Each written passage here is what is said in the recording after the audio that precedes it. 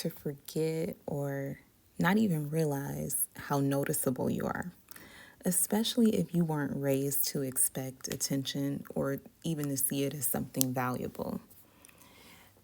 If you were taught to focus inward on who you are, not how you're seen, attention when it comes, especially if it's charged or complicated or even unwanted, can be really disorienting because you weren't asking for it, you weren't expecting it, and you weren't necessarily trained on how to deal with it.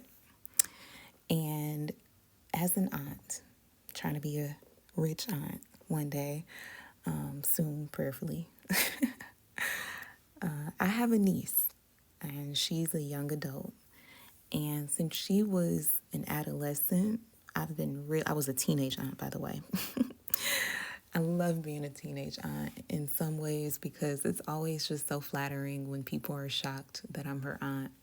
But, anyways, she's in her early 20s. And since she was an adolescent, like around 12, 10, 11, 12, I started preparing her, being really intentional about planting seeds in her early seeds of confidence, things that I wish someone had told me, things that would help prepare her for the kind of resistance and projection I knew she'd encounter just for being who she is. It's how she speaks, it's how she looks, it's her overall vibe, just a very loved little girl. And I have to say that I really did my big one with her because at her young age, she's able to articulate what's happening to her in real time and she's not internalizing it.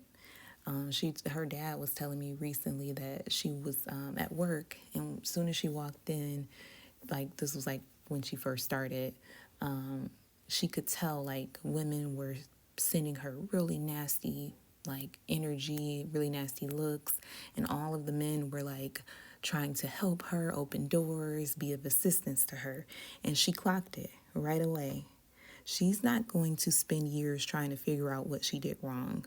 She won't be gaslighting herself the way so many of us, especially brown skinned, unambiguously black monoracials, have, that it's not because she's pretty. She will automatically be able to know, and she automatically knows, like, no, I'm a good person. I haven't done anything to these people.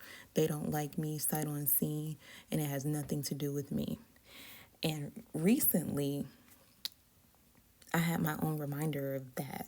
Just the other day, I was in Trader Joe's, and this white woman looked at me. And I think it's really important for us to talk about the hatred and the jealousy of women of all ethnic backgrounds because I have I've experienced it from women from all backgrounds, not just fellow black women.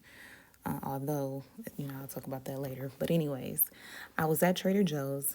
This white woman looked at me, rolled her eyes, and just like adjusted herself in the aisle just enough to brush past me.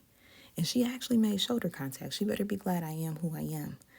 It was definitely deliberate. And then, like, before I left the store, it was another white woman who looked at me with that same look of disdain and disgust and hatred.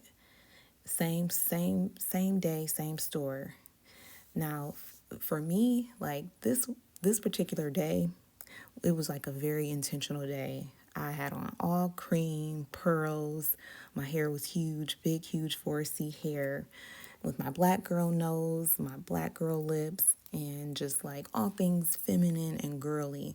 So I knew that they were responding to the softness, the unambiguous blackness, the confidence, the femininity, and the long nappy hair. And I'm sorry, nappy is not a bad word to me. But nothing about me gives I want to be European or even that I'm even a little bit bothered by being black, which I think some white women, not all, are disturbed by that. Like, I think they're disturbed by black women who are unapologetically feminine and beautiful and okay with their natural texture, their natural complexion, etc.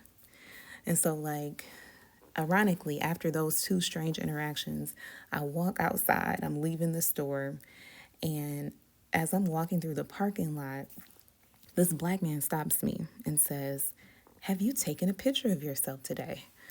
And I was like, "No." And before I could say anything, he goes, "Give me your phone." And in the middle of the parking lot, this man took a picture of me, handed me my phone back, and walked away smiling. I was literally shook.